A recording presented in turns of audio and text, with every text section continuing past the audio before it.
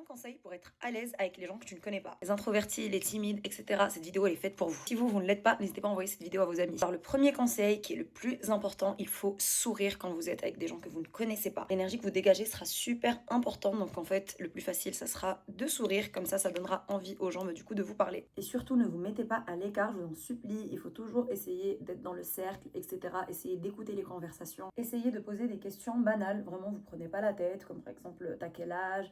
Tu viens d'où? T'as grandi où?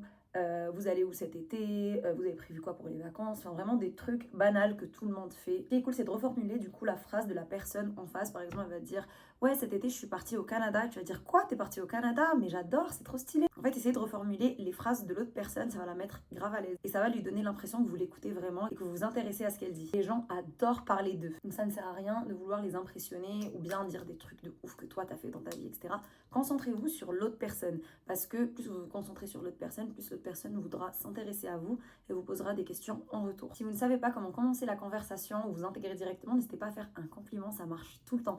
Par exemple, je sais pas, dans le groupe, il y a quelqu'un qui parle et là je lui dis mais oh j'adore ta veste, ah j'aime trop ton make-up, mais non j'aime trop tes chaussures, tu les as achetées où? Vous allez voir, la personne va se sentir directement à l'aise parce que en fait vous la mettez en valeur devant les autres et du coup elle va facilement s'ouvrir à vous et essayer de vous parler également. Là ça va dépendre de la vibe du groupe, mais par exemple quand il y a un énorme événement qui s'est passé, comme par exemple la dernière Taylor Swift, bah ce que vous pouvez dire c'est vous avez fait quoi cet été? Et il y en a sûrement un qui va répondre bah j'étais au concert de Taylor Swift, et tu vas dire mais what, moi aussi et tout, t'es habillée comment? C'était quoi ta surprise song? T'es partie à quel night? Truc.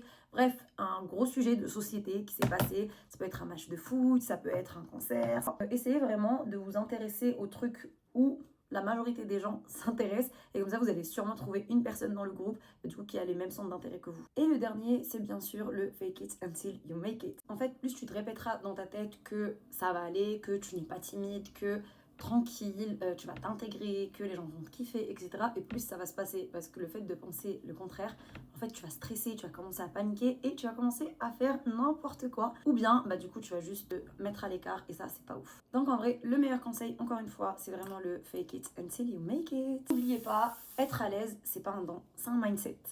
N'hésite pas à enregistrer ce TikTok comme ça tu penseras à moi avant ta petite soirée et promis tu seras le plus cool du groupe.